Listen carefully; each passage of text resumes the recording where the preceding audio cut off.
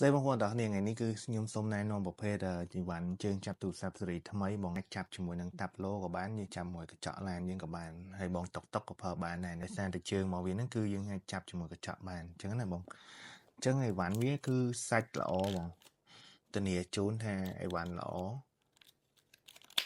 ជើងចាប់ស្អិតល្អបង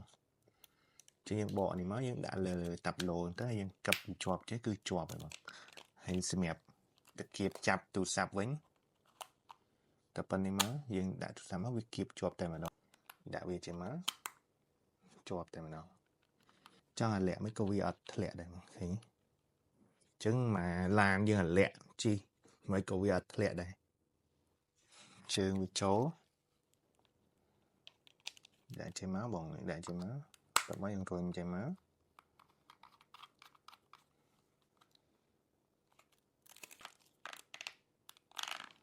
ហើយឡើយនេះវាមានប៉ុងការពារទៀតពេលយើងចាប់លើតាប់ឡូអញ្ចឹងវាមានប៉ុងការពារកុំឲ្យប៉ះសឹកតាប់ឡូយើងអញ្ចឹងទៅ